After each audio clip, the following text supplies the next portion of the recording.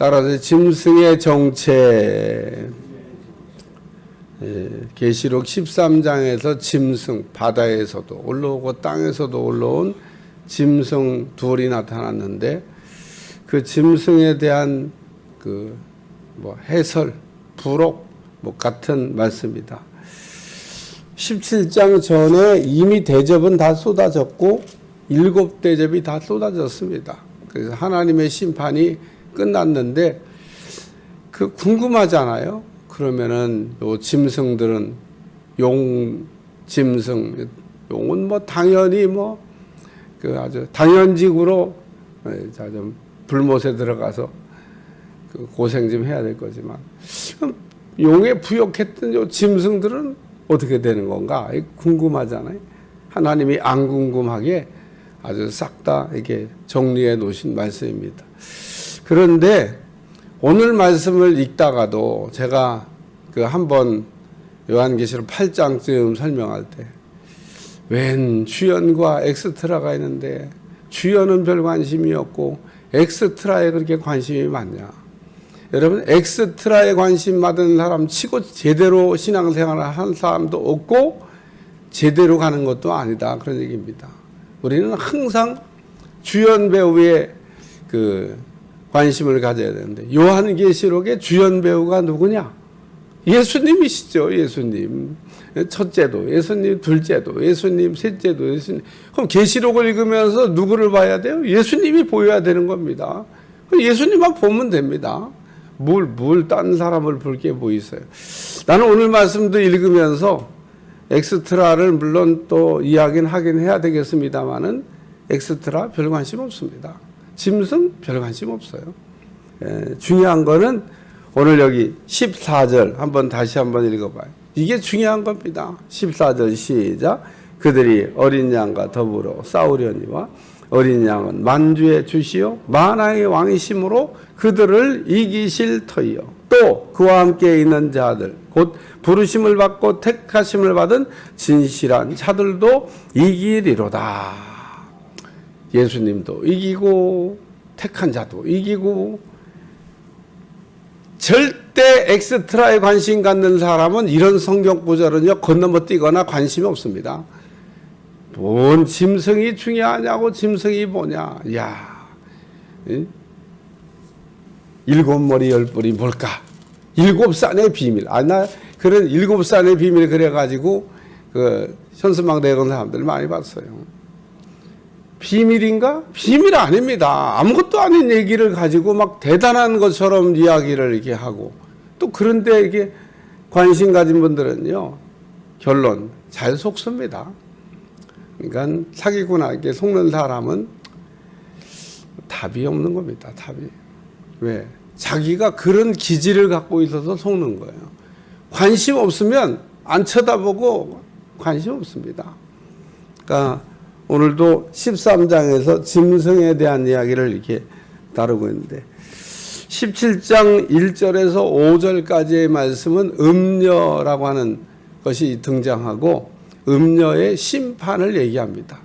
오늘 읽지 않은 15절부터 마지막 절까지 말씀에는 음녀의 정체, 그래가지고 내일 한 번 더 음녀가 지금 받을 심판에 대한 앞에 얘기하고, 후반부에는 음녀의 정체, 음녀가 뭐냐? 그리고 다시 한번 또 부연 설명을 해요. 그러니까 음녀는 반드시 심판을 받는다. 왜 심판받는지에 대해서 어저께 다 다뤘어요.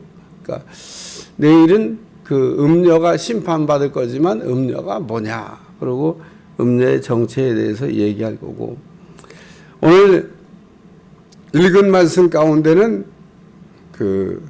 또 내가 보면 이 여자가 성도의 피, 예수의 증인들의 피에 취해가지고 내가 그 여자를 보고 놀랍게 여기고 크게 놀랍게 여기니, 천사가 이르되 왜 놀랍게 여기느냐? 천사가 뭐라 그래요? 뭘 그런 걸 갖고 놀라냐는 겁니다. 놀랄 일도 아니고 관심 끄라는 겁니다. 별거 아니라는 겁니다. 여기 그렇게 얘기하잖아요. 요한이 보고 막 여자가 성도들의 피, 예수 증인들의 피에 취해가지고 내가 그 여자를 보고 이야, 이거 뭐, 이 음료가 이거 뭐야? 이거, 그러고 놀라니까 천사가 이러되 왜 놀랍게 여기느냐. 그리고 내가 여자와 그가 탄 7머리 10뿔의 짐승의 비밀을 내게 이르리라. 가르쳐 주겠다는 겁니다. 뭐, 비밀, 가르쳐 주겠다는 데는 비밀이 아니잖아요. 그러니까 이제 요한이 이거를 가르쳐 줬으니까 알아들은 거죠? 여러분, 그 천사가 이렇게 가르쳐 줬는데 요한이 몰랐을까? 못 알아들었을까?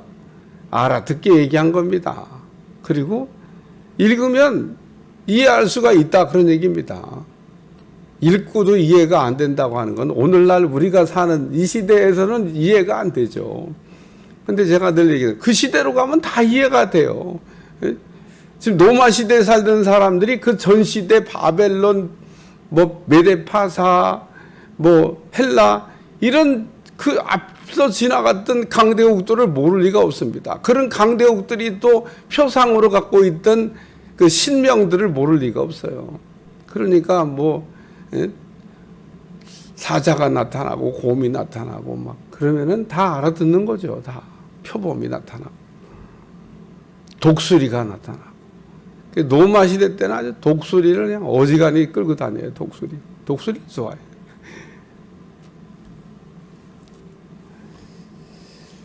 오늘 여기 그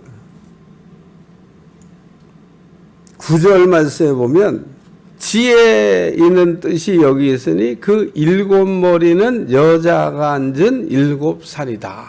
그래서 7머리는 여자가 앉은 7산이다. 그렇게 얘기하고 있습니다. 7머리가 뭐냐? 여자가 앉아있는 7산이라는 겁니다. 근데 7산이 7산 그러면 그 당시 사람들은 다 알아듣는다니까요. 왜 다 알아듣냐? 노마가 산이 7개예요. 그럼 뭐 더 거기다 해석을 갖다 붙여요. 노마는 산이 7개로 되어 있는 나라라니까요. 그러니까 7산이라고 그러면 아, 이거 노마 얘기하는 거구나. 여자가 그 노마를 타고 앉았다는 겁니다. 노마를. 또 7왕은 5은 망하였고 하나는 있고 다른 하나는 아직 이르지 않았으나 이르면 반드시 잠시 동안 머무르리라. 그래서 지금 왕들을 얘기하고 있는데 로마의 초대 황제가 가이사 아구스토입니다. 가이사 아구스토 그러면 생각나는 사람이 있어야 돼요. 천하로 다 호적하라. 인구조사한 겁니다. 인구조사를 해야 세금을 얼마나 거둘지, 군사를 얼마나 모집할지 이런 것들을 자료가 있어야 축출할 거 아니에요. 그러니까 사실 전쟁 군사 때문에 그 인구조사를 하고요. 그 다음에 세금 거둘 것 때문에 돈이 얼마나 거칠 건가 이거 계산해야 되니까 뭐 오늘날도 그런 건 할 겁니다 아마. 그러니까 군인들을 얼마나 징집할 수 있냐, 그러니까 징집할 수 있는 나이의 사람들이 몇 명이나 있냐, 또 그 세금은 얼마나 거둘 수 있냐. 가이사 아구스토가 천하로 호적하라. 전부 다 인구조사하라는 겁니다. 그러니까 자기 고향으로 돌아가야 됐어요. 예수님의 어머니와 아버지가 마리아가 만삭됐는데 호적하라 그러니까 나사렛 동네에 살고 있다가 안 갈 수가 없습니다. 그 병을 누가 오게요? 그래서 만삭된 몸으로 요즘같이 벤츠 타고 간 게 아니고 걸어서 갔을 가능성이 훨씬 많습니다. 뭐라도 타고 갔을라나? 어쨌든 타고 가도 힘들고 걸어가도 힘들고. 그래서 그 먼 거리가 짧지 않습니다. 먼 거리를 이렇게 가가지고 베들레헴까지 갔는데 오래 걸어서 그랬던가 막 아이가 갑자기 나오려고 막 급하게 막 방 좀 빌리다가 만삭된 여자와 길을 걸은 거와 그냥 아무것도 없는 사람이 걸은 거 누가 더 동작이 빠르겠어요. 다 가서 방들 다 얻었는데 너무 늦게 갔어. 그래갖고 방이 없어가지고 예수님이 그 말구 위에 태어났다. 이 가이사 아구스토입니다. 가이사 아구스토가 천하로 호적하라. 2대 황제가 누구냐면 디벨리우스고 3대 황제가 칼라쿠스고 4대 황제가 클라디우스고 5째 황제가 네로입니다. 5번째. 6번째, 7번째 세 황제가 더 있는데 갈바, 오토, 비델리우스가 있는데 이 사람들은 사실 금방금방 죽어가지고 황제로 인정하지를 않습니다. 이름은 있는데 실제로 뭐 금방 죽어버렸어요. 그래서 황제라고 공식적으로 인정하지 않습니다. 그 다음에 베스파치안이라고 하는 6번째 황제가 나오고 7번째 티토라고 하는 황제가 나옵니다. 티토 그러면 또 생각나는 사람이 있어요. 이 사람은 주 70년경에 로마를 무너뜨렸던, 아니 예루살렘을 함락시켰던 장군입니다. 황제가 됐어요. 티토. 이 티토를 이어서 그 다음에가 누구냐? 도미치안입니다. 그게. 그러니까 황제 가이사 아구스토로부터 시작해서 황제 5명 네로까지 지나가고 황제 셋은 지나가긴 했지만 실질적인 황제라고 인정하지 않아요. 빼고 6번째 베스파치안, 7번째 그리고 티토, 8번째 도미치안. 그러니까 오늘 여기 있는 말씀하고 똑같이 그냥 가는 겁니다. 그렇게 돼 있잖아요. 7 중에 5은 망하였고 하나는 있고 다른 하나는 아직 이르지 않아서 반드시 이르면 잠시 동안 머무르다. 전에 있다가 지금 없어진 짐승의 8번째 왕이니, 전에 있다가 없어졌다는 얘기는요, 그게 네로 얘기하는 겁니다. 네로가 나타났는데 도미치안은 네로가 다시 왔다. 그래서 성경에는 그런 얘기를 많이 해요. 예수님이 나타나니까 세례 요한이 다시 왔다. 죽었다가. 그러니까 지금 도미치안이 나타났는데 이게 네로가 다시 나타났다. 환생했다고 그러죠. 환생. 세상 사람들. 그러니까 그런 얘기를 지금 쓰고 있는 겁니다. 그래서 5은 망했고, 요한이 살아있는 동안 비참하게 5명 다 죽었어요. 그리고 하나 더 있는데 그게 베스파치안. 또 잠시 동안 있다가 사라질 티토, 8번째 속한 자. 이게 도미치안을 얘기하는 겁니다. 그래서 지금 10뿔을 가진 짐승의 비밀을 대개 이르리라. 그러면서 여자가 앉은 일곱 머리는 7산이다. 노마를 얘기하는 거고, 나머지 왕들은 그 노마의 황제들을 쭉 얘기했던 이름이고, 10왕이라고 하는 이 왕들은 분봉왕을 얘기하는 겁니다. 노마를 이렇게 받들어 섬기던 그 부속 국가들 10개가 있습니다. 그 왕들을 얘기하는 거다. 아주 명확하게 설명이 되는, 더 이상의 사실은요, 해설도 필요하지 않은, 당시 도미치안 황제 시대 때 이 요한계를 썼던 요한은 그냥 들으면 쩍 알아듣는 얘기를 좀 했던 겁니다. 거기다가 우리는 지금 시대가 한참 지나니까 그 시대 사람 아니니까 못 알아듣지만 도미치안한테 막 환난과 핍박을 받고 있는데 7산 얘기하고 그리고 황제들, 지나가는 황제들 주르륵 얘기하면 다 알아듣는 거죠. 그러나 오늘 말씀에 중요한 건 제가 얘기했잖아요. 이 용이 하늘에서 전쟁을 하고 땅에서 여자와 전쟁했는데 다 졌습니다. 12장. 하늘에서도 지고 땅에서도 지고. 그래가지고 용이 그 다음에는 똘마니를 이제 내세운 거예요. 적그리스도 거짓 선지자. 거짓 선지자는 또 적그리스도의 똘마니입니다. 똘마니의 똘마니야. 그러니까 이 적그리스도는 용의 똘마니인데 적그리스도의 똘마니는 또 거짓 선지자입니다. 아주 막 선지자처럼 나와가지고 말을 하는, 이적도 행하는. 그러나 오늘 말씀을 읽다가 아까 제일 처음에 설명한 요 14절, 그들이 어린 양과 더불어 싸우려니와, 적그리스도가 어린 양과 더불어 맞서본다는 겁니다. 맞설 상대도 안 되는데 맞서봐요. 우리 주님이 이기셨다는 겁니다. 여기서 하나 기억해야 될 내용이, 이게 앞에 인을 뗄 때 우리 주님은 일찍 죽임을 당한 어린 양, 예수님 이미 돌아가셨다니까요. 부활 승천해서 하늘에 계시고,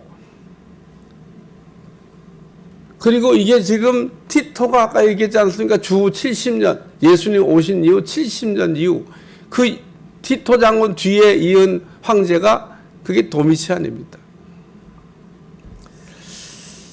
어린 양과 더불어 싸우려고 어린 양 만주의 주대인 많아요. 그들을 이기실 터요. 우리 주님 못 이긴다는 얘기 하고 있는 겁니다. 마귀가 뭐 별짓을 다 해도 하늘에서 땅에서 뭐 적그리 또 거짓 선자를 우리가 일으켜 가지고 그 대적을 해도 우리 주님은 이길 수 있는 상대가 아니다. 우리 주님이 이기신다. 위로가 되잖아요. 예? 적그리스도가 나타나 가지고 막 온 천하를 막 호령하고 그리스도인들을 잡아 죽이는 그 환난과 핍박의 시대 때 우리 주님이 반드시 이긴다는 겁니다. 우리 주님은 그 누구도 이길 수 있는 상대가 없다. 그러고 얘기하고 있습니다. 거기다가 하나님의 택한 종들도 못 이긴다는 겁니다. 택하지 않은 종들이나 어떻게 그냥 회유하고 협박하고 또 그냥 어렵게 만들어가지고 다 배교하게 만들지만 그래요. 환난과 핍박과 어려운 시대 때는 언제나 배교자가 나오게 돼 있습니다. 신앙생활 잘하는 것 같다가 갑자기 흔들려 버리는 거예요. 그럼 다 흔들리냐? 아닙니다. 순교자들이 나타났던 순교자들의 피를 보면서 썼던 이 요한계시록이 쓰여진 이 시대 때 우리가 알아야 될 거는 그렇게 어려운 시대 때도 신앙을 지키고 갔던 성도들이 있다라는 얘기를 말씀하고 있는 겁니다. 여기 또 그와 함께 있는 자들 곧 부르심을 받고 택하심을 받는 자들이 이긴다. 하나님의 생명책에 기록되지 못한 사람들이나 덜덜 떠는 거고 또 그 신앙을 지키지 못하는 거지. 우리는 환난과 핍박과 박해 시대 때도 능히 승리하게 될 줄로 믿습니다. 세 번째는 진실한 자들도 이기리로다. 그래서 거짓이 세상을 이기는 게 아니고 진실이 세상을 이긴다는 겁니다. 우리가 가끔 억울할 때 진실은 반드시 밝혀진다 이런 얘기 하잖아요. 그래요 여러분, 진실은 반드시 드러나게 되어 있습니다. 참 신기한 거는요, 다 없어진 것 같은데 싹 다 증거 자료를 없앤 것 같은데 증거 자료가 어떤 때 되면요 또 나옵니다. 그거 참 신기해요. 그걸 왜 숨겨놨지? 보험용으로 숨겨놨나 봐. 모든 사람들은 증거를 숨겨놓고 싶어 합니다. 여러 가지 의미에서 자기가 살기 위해서 증거를 숨겨놓기도 하고, 죄 짓는 사람 치고 다 증거물을 남겨놔. 그래가지고 그것까지 싹 없애는 사람, 완전 범죄를 꿈꾸고 싹 없애버리는 사람 되는데 또 그거를 누가 또 이렇게 남겨서 다 없애면 안 되지. 그래서 여러분, 역사라고 하는 걸 이렇게 보면 아무리 묻어도 완전 증거인멸을 한 것 같아도 진실이 드러나고 거짓은 망할 수밖에 없는 겁니다. 그러니까 오늘 우리가 이 땅에서 살 때 어떻게 살아야 될까? 진실하게 살아야 돼. 거짓되게 살지 말고 진실하게. 그래서 여기 오늘 본문에 예수님도 이기고 택한 자들도 이기고 진실한 자들도 이기고 결론이 이긴다는 얘기를 하고 있는 겁니다. 그래서 요한계시록을 읽다가 여러분이 이렇게 많이 이렇게 느꼈던 2, 3장에서 자주 나왔던 단어가 있습니다. 소아시아 7교회 편지를 보내면서 자주 등장했던, 교회마다 등장했던 단어가 있는데 그게 뭐냐면 이기는 자에게는, 그러고 이기는 자가 되라고 얘기를 제일 처음 요한계시록을 시작하면서 요한이 소아시아에 있는 7교회에게 보낸 편지입니다. 보내면서 7교회의 그 모습을 적나라하게, 너희의 교회 모습이 이렇다고, 너희의 실상이 이렇다고 하는 것을 적나라하게 이야기하면서 아주 본 것처럼 얘기했습니다. 자기는 자기를 모르잖아요.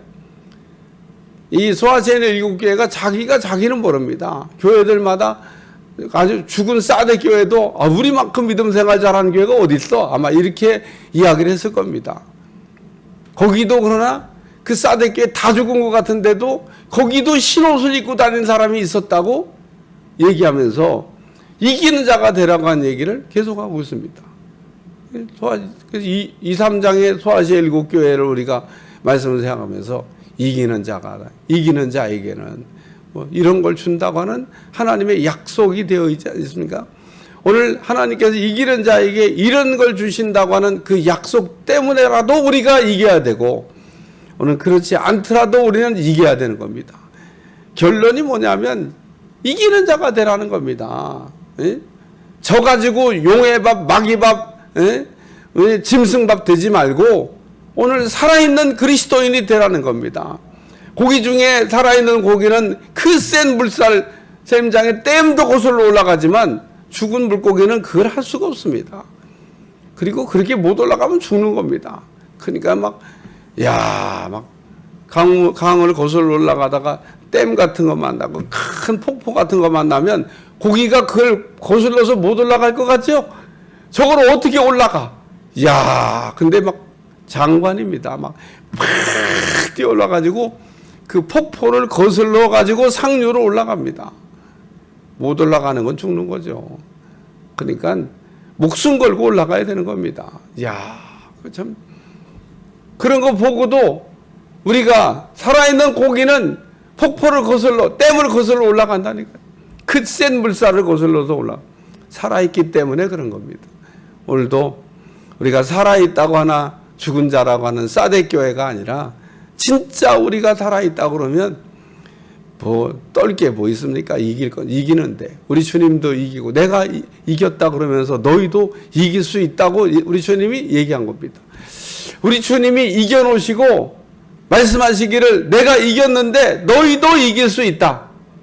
그러니까 오늘 우리가 오늘 읽은 짐승에 관한 말씀 가운데 하이라이트는 14절 이길 터이요 이기리로다. 이 결론입니다. 이길 터이요 이기리로다. 오늘도 이기는 자가 되시기를 주님 축원합니다. 축원합니다. 기도하겠습니다. 하나님, 오늘도 용이든 짐승이든 적그리스도든 거짓 선자든 우리가 참으로 어려운 시대에 속지 아니하고 우리가 하나님의 말씀으로 무장하여 이기는 자가 되게 도와주시고 이기는 신앙생활을 할 수 있도록 축복해 주옵소서. 예수님의 이름으로 기도하옵나이다. 아멘.